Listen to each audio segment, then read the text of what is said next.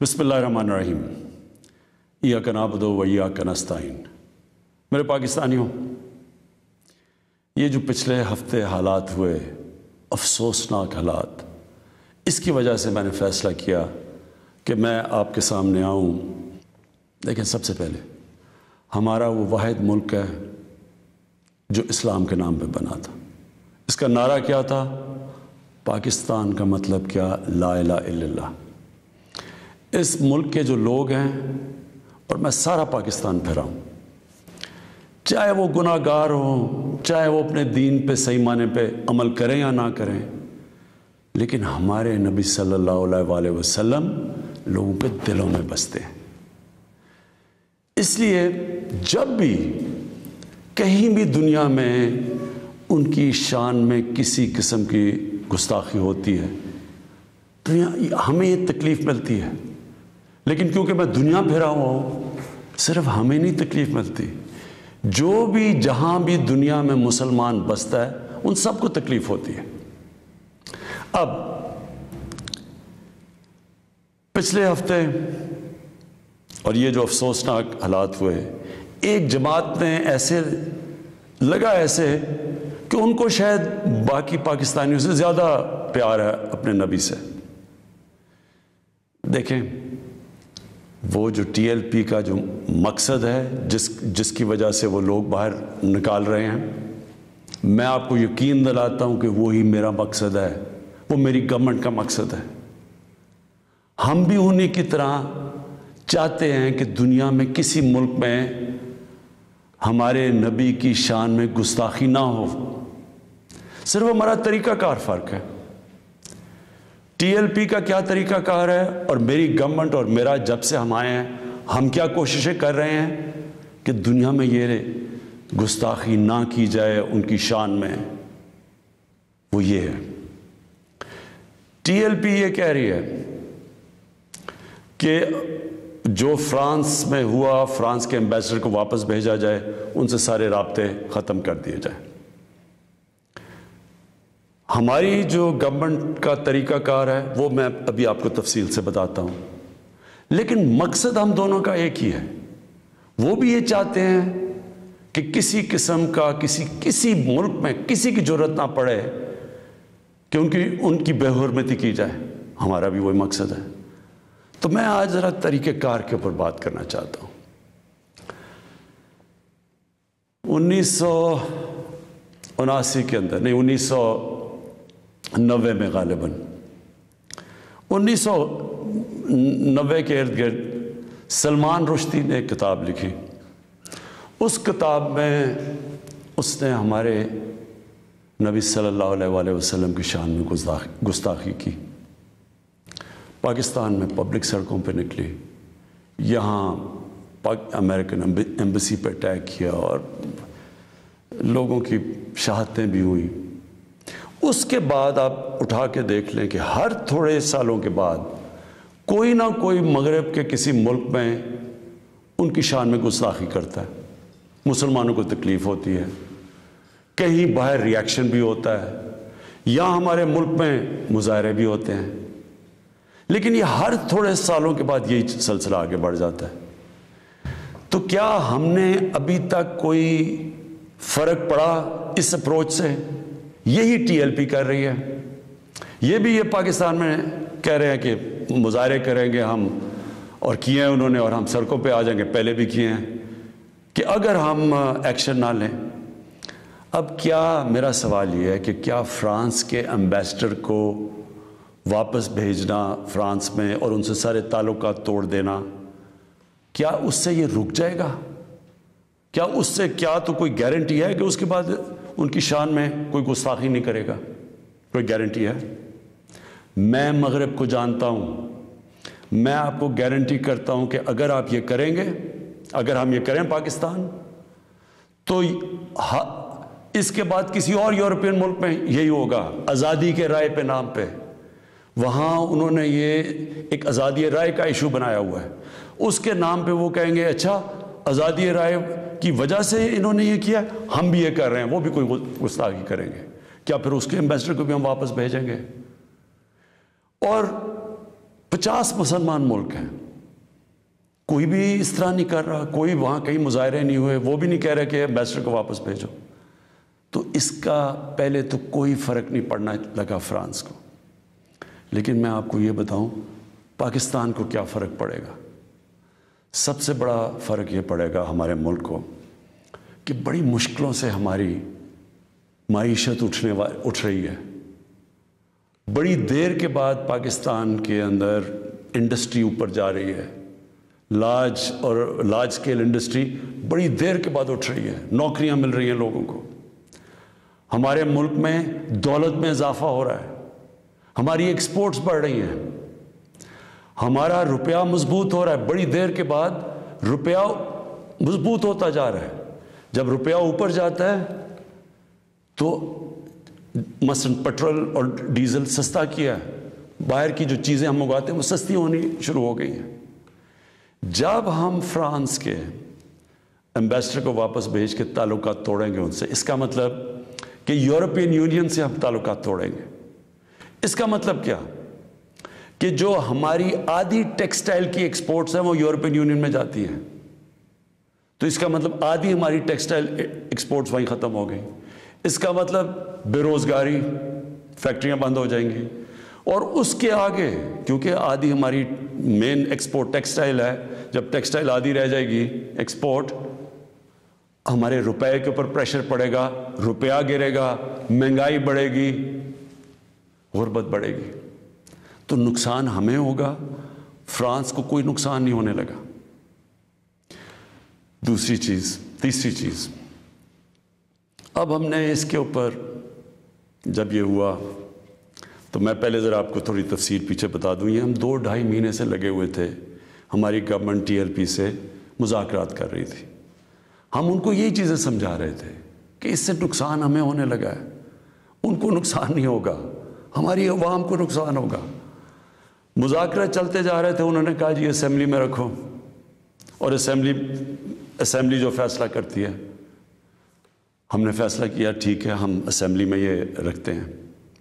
लेकिन हम फिर देखना शुरू किया कि इनकी मोबिलाइजेशन नीचे हो रही है, इनकी तैयारियां हो रही हैं इस्लामाबाद आने के लिए।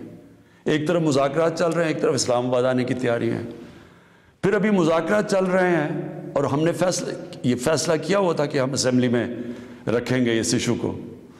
तो पता चला कि उन्होंने पहले अनाउंस कर दिया कि जी अब तो फ्रांस का अगर एम्बेसडर आप वापस नहीं भेजेंगे तो हम सारे इस्लामाबाद में धरना देंगे।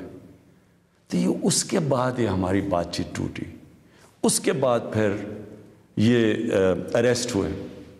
अब मैं सिर्फ आपको बताना चाहता हूँ कि इससे अब तक हुआ क्या है हमारे मुल्क में। ज़रा देख लें कि हमने अपने आप को कितना नुकसान पहुँचाया। अब तक 40 पुलिस की गाड़ियों को जला दिया गया, लोगों की प्राइवेट प्रॉपर्टी के ऊपर कई लाखों करोड़ों रुपए का नुकसान हुआ है, 4 पुलिस वाले शहीद हुए हैं, 800 से ज़्यादा पुलिस वाले ज़ख्मी हुए हैं। पहले दिन जब शुरू हुआ तो तकरीबन 100 सड़कें ब्लॉक कर दी। उससे जो आवाम को नुकसान हुआ, उससे कई जो ऑक्सीजन के सिलेंडर्स नहीं जा रहे थे, बेचारे जो कोरोना के मरीज़ हैं, उनमें अमवात हुई। और फिर बाहर से कूद पड़े लोग, हमारे पाकिस्तान के दुश्मन। अभी तक हमने जो 4 लाख ट्वीट्स को एनालाइज किया, उनमें से 70% फेक अकाउंट से थी। मसलन प्रोपेगेंडा, जिस तरह यूरोपियन यूनियन की डिसइंफॉर्मेशन लैब ने जब बताया कि हिंदुस्तान की कोई 600 साइट्स हैं, फेक साइट्स, मीडिया साइट्स, जिससे वो फेक न्यूज़ और प्रोपेगेंडा कर रहे हैं पाकिस्तान के ख़िलाफ़। तो यहाँ भी हमें पता चला कि 380 हिंदुस्तान के इंडिया के ग्रुप थे जो कि व्हाट्सएप से फेक न्यूज़ चला रहे थे कि सिविल वॉर हो गई पाकिस्तान में। हमारी पॉलिटिकल पार्टीज़, मुझे अफसोस से कहना पड़ता है कि वही JUI जो फजल रहमान की पार्टी, वो भी बीच में शामिल हो गई कि किसी तरह गवर्नमेंट को डिस्टेबलाइज करें, मुल्क को नुकसान पहुँचाएं। साथ वो नून लीग। अब इनसे मैं पूछता हूँ कि जब ये सलमान रुश्दी ने किताब लिखी थी तो नवाज शरीफ तो पहली दफ़ा प्राइम मिनिस्टर बने थे, कितनी उन्होंने स्टेटमेंट्स दी थी, کتنی دفعہ انہوں نے کسی فورم میں کہا تھا کہ اس نے بڑا غلط کام کیا، مسلمانوں کے دلوں کو تکلیف پہنچائی ہے؟ کتنی دفعہ کسی بھی مسلمان ہیڈ آف اسٹیٹ نے کسی انٹرنیشنل فورم پہ اس پہ بات کی تھی؟ تو آج ان کے ساتھ مل گئے ہیں صرف انتشار پھیلانے کے لیے۔ دیکھیں، اب یہ میں نے آپ کو بتایا کہ ایک اپروچ ہے کہ اپنے ملک میں مظاہرے کرو، اپنے ملک کو نقصان کرو، کوئی فرق نہیں پڑتا فرانس کو، اچھا ایمبیسڈر واپس بھیج دو، کوئی فرق نہیں پڑتا۔ اب یہ سنیں کہ میری اپروچ کیا ہے۔ مقصد تو ہمارا ایک ہی ہے، ہم کیا چاہتے ہیں کہ ہم یہ چاہتے ہیں کہ یہ جو ہر تھوڑے سالوں کے بعد ہمارے دلوں کو تکلیف پہنچائی جاتی ہے، اس کی دوسری اپروچ کیا ہے، یہ اب سنیں میری اپروچ کیا ہے۔ دیکھیں، میں پھر سے آپ کو بتاتا ہوں، مغرب کو میں سب سے بہتر سمجھتا ہوں، میری بڑی زندگی گزری ہے وہاں، میں ان کی سوچ کو جانتا ہوں۔ دیکھیں، سب سے پہلے جو کوشش کرنی چاہیے، جو ہم نے کی ہے، اور میں ابھی بتاتا ہوں ہم نے کیا کیا کوشش کی ہے۔ اچھا، میں یہ ذرا پہلے بتا دوں، سب سے پہلے جون 2019 میں 14ویں جو سمٹ تھی OIC کی، وہ پہلی دفعہ جا کے میں نے اسلاموفوبیا کی بھی بات کی، اور میں نے یہ بات کیا کہ جو مغرب کے اندر ہمارے پیارے نبی کی بے حرمتی کی جاتی ہے، کہ ہم سب مسلمان ملکوں کو مل کے ہم ایک پلان کرنا چاہیے، کہ اکٹھا اپروچ کرنا چاہیے، کہ ان کو سمجھانا چاہیے مغرب کو۔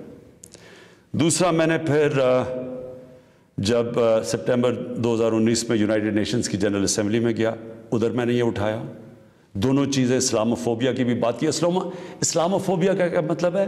اسلام کے خلاف نفرت، اور اس نفرت کے اندر ایک یہ ہے کہ وہ ہمارے نبی صلی اللہ علیہ وسلم کی شان میں گستاخی کرتے ہیں، تو یہ ایک ہی چیز اکٹھے کرتے ہیں یہ۔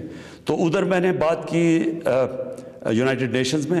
پھر اگلے سال جو 2020 میں یونائٹڈ نیشنز کی جنرل اسمبلی ہوئی، پھر میں نے اسلاموفوبیا کی بات کی، اور میں نے کہا کہ یہ کس طرح 1.25 ارب لوگوں کو تکلیف پہنچائی جاتی ہے۔ پھر یونائٹڈ نیشنز کی ہیومن رائٹس باڈیز کے اندر اور کمیشن میں میری گورنمنٹ نے مسلسل اسلاموفوبیا کی بات کی۔ پھر میں نے فیس بک کا جو CEO ہے مارک زکربرگ، میں نے اس کو خط لکھا کہ کیسے فیس بک کو استعمال نہیں کرنا چاہیے اسلاموفوبیا کے لیے۔ اور پھر جب یہ فرانس میں ہوا، اور جس کے اوپر یہ TLP کہہ رہی ہے کہ فرانس کے ایمبیسڈر کو واپس بھیجیں، میں نے سارے مسلمان ہیڈز آف سٹیٹس کو خط لکھا، اور میں نے ان کو کہا کہ ہمیں جوائنٹ ایکشن لینا چاہیے اس کے اوپر۔ اور اب میں آپ کو سمجھانا چاہتا ہوں میری اسٹریٹجی کیا ہے۔ اسٹریٹجی یہ ہے کہ ہم سارے مسلمان ملک کے جو ہیڈز ہیں، ہم مل کے مغرب کے فورمز میں، یورپین یونین میں، یونائٹڈ نیشنز میں، ہم ان کو یہ بتائیں کہ کیوں ہمیں تکلیف ہوتی ہے جب یہ آزادی رائے، فریڈم آف سپیچ کے نام پہ یہ جب نبی صلی اللہ علیہ وسلم کی شان میں گستاخی کرتے ہیں، کیونکہ ان کو یہ اس چیز کی سمجھ نہیں ہے۔ مغرب کے اندر ان کے جو پیغمبر ہیں، ان کو اس طرح نہیں، ان کا پیار اور عشق جس طرح ہمارا ہے، ہمارے نبی سے ہے، ان کو اس طرح کا نہ، ان کی اس طرح کی عزت کرتے ہیں، اور وہاں بلکہ وہ دین کو ان کے اتنے قریب نہیں ہے جس طرح ہم اپنے دین کے قریب رہتے ہیں۔ اس لیے ہمیں ان کو سمجھانا پڑے گا، اور سمجھائیں گے جب ہم مل کے اکٹھے کلیکٹیولی مسلمان دنیا کے ہیڈز آف سٹیٹس، جب ہم بات کریں گے، جو میں یہ ہر جگہ جن فورمز پہ کہتا گیا ہوں، تب اس کا اثر ہوگا۔ دنیا میں تھوڑے سے یہودی ہیں، لیکن وہ سارے یہودیوں نے اکٹھے ہو کے دنیا کو، مغربی دنیا کو بتایا ہے کہ جو ہولوکاسٹ تھا، جدھر یہودیوں کی قتل عام ہوئی تھی، انہوں نے کہا کہ اس کے خلاف کوئی منفی بات نہ کی جائے کہیں بھی، کسی میڈیا پہ۔ آج کہیں بھی، آج مغربی میڈیا کسی ملک میں ہولوکاسٹ کے خلاف کوئی بات نہیں کر سکتا۔ 4 یورپین ملک ایسے ہیں جدھر جیل میں ڈال دیتے ہیں اگر آپ ہولوکاسٹ کے خلاف کوئی منفی بات کریں۔ تو کیا ہم یہ نہیں ان کو باور کروا سکتے کہ ہمیں کتنی تکلیف پہنچتی ہے؟ اور یہ صرف، اور یہ ہم تب کریں گے جب ہم کلیکٹیولی مل کے کریں۔ اور میں آپ کو یقین دلاتا ہوں، کیونکہ میں مغرب کو سمجھتا ہوں، ان کو سمجھ ہی نہیں ہے اس چیز کی۔ جب ہم پروٹیسٹ کرتے ہیں، جب ہم مظاہرے ہوتے ہیں، وہ سمجھتے ہیں مسلمان آزادی رائے کے خلاف ہے، اور وہ پھر بجائے اس کو سمجھنے کے وہ پھر اور کوئی جان کے شرارت کرتے ہیں ہمیں تکلیف دینے کی۔ اس لیے پہلا تو یہ چیز ہے۔ اور دوسرا میں جو کہنا چاہتا ہوں وہ یہ، دوسرا طریقہ کیا ہے کہ جب ایک 50 مسلمان ملک مل کے یہ کہیں گے کہ اگر کسی ملک میں سے اس طرح کیا گیا تو ہم سارے مل کے ان کا ٹریڈ بوائیکاٹ کریں گے، ان کی ہم چیزیں نہیں خریدیں گے، اس کا اثر ہوگا۔ اس طرح ہم اپنا جو ہم مقصد ہے اس پہ پہنچ سکتے ہیں۔ میں نے آپ کو 2 مقصد بتائے، ایک یہ TLP کا مقصد ہے، ہم ساری زندگی بھی لگے رہیں، ہم اپنے ملک کو نقصان پہنچاتے رہیں گے، کبھی کوئی فرق نہیں پڑنے لگا ان کو۔ جو میں کیمپین کر رہا ہوں، میں آپ کو یقین دلاتا ہوں کہ یہی طریقہ ہے کہ انشاءاللہ ایک دن ان کو سمجھ آ جائے گی، اور وہ دن دور نہیں ہے۔ میں آج آپ سب کے سامنے کہتا ہوں کہ میں ذمہ داری اس کی لیتا ہوں، میں ہی اس کیمپین کو لیڈ کروں گا، لیکن میں انشاءاللہ اپنی قوم کو مایوس نہیں کروں گا، اپنے مسلمانوں کو مایوس نہیں کروں گا۔ ہم انشاءاللہ ان کو یہ ایک دن سمجھا دیں گے کہ جس طرح اگر وہ یہودیوں کے لیے سینسٹیو ہیں، ان کو تکلیف نہیں دینا چاہتے، تو ہم تو سوا ارب مسلمان ہیں، ہمارے بھی دل ہیں، ہمیں بھی تکلیف ہوتی ہے، اور جیسی ان کو اس چیز کی سمجھ آ گئی، یہ ہم اپنا مقصد پہ پہنچ جائیں گے۔ آخر میں اپنے علماء ان کو خاص طور پہ کہنا چاہتا ہوں کہ آپ کو اس میں ہمارے ساتھ مل کے، میرے ساتھ مل کے میری تائید کرنی چاہیے، ہماری مدد کرنی چاہیے، کیونکہ یہ جو چیزیں یہ جو ہو رہے ہیں ہمارے ملک کو نقصان پہنچ رہا ہے، اس سے تکلیف پہنچتی ہے۔ ہماری پولیس سے جو ہوا ہے، 800 پولیس انجر ہوئی ہے، جو ان کو کئی ہسپتالوں میں پڑے ہوئے ہیں، تو اس سے کس کو فائدہ ہوا ہے؟ کیوں ہندوستان کی یہ جو ویب سائٹس ہیں جو اس کے اندر کود پڑی ہیں، یہ دشمنوں کو فائدہ ہوا ہے؟ قوم کو کیا فائدہ ہوا اس سے؟ قوم کو تو صرف نقصان ہوا ہے، اور جو مقصد ہے ہمارا اس سے تو اس پہ نہیں پہنچ رہے ہم۔ کوئی فرق نہیں پڑے گا کسی مغربی ممالک کو، جو ہم مرضی ہم اپنا ملک کا نقصان کریں، جرم کہیں اور ہو، ہم اپنے اوپر خودکش حملہ کر دیں، یہ کون سی عقل اور سمجھ ہے؟ تو میں آپ سب کو کہوں گا، اپنی قوم کو کہوں گا کہ یہ ٹائم ہے اکٹھے ہونے کا۔ ہمارا ملک بڑی مشکلوں سے ایک اس طرف نکل رہا ہے کہ ہم اب اوپر آنے والے ہیں، ہماری معیشت اٹھ رہی ہے، لوگوں کو روزگار مل رہا ہے، ہمارا روپیہ مضبوط ہو رہا ہے، ہمارا ملک کا ڈائریکشن ٹھیک ہے۔ تو یہ ٹائم اپنے ملک کو نقصان پہنچانے کے لیے نہیں ہے، یہ صرف ہمارے ملک کے دشمن ہمیں نقصان پہنچائیں گے۔ ہم سب کو اب اکٹھے ہو کے اللہ کا شکر ادا کرنا چاہیے کہ ہم یہ 2 سال بڑے مشکل وقت سے گزرے ہیں، حالانکہ ہمارے پاس اس وقت کرونا کا ایک تیسرا ویو آیا ہوا ہے، اس کے اوپر ہمیں سب کو مل کے SOPs پہ چلنا چاہیے، اللہ سے دعا کرنی چاہیے کہ ہمیں اس مشکل سے بھی نکال دے، اور پھر اس کا شکر ادا کرنا چاہیے کہ یہ ہم 2 سال کے بعد ایک قوم، ہماری معیشت اٹھ رہی ہے، تو ہم اس کو نقصان نہ پہنچائیں۔ پاکستان پائندہ باد۔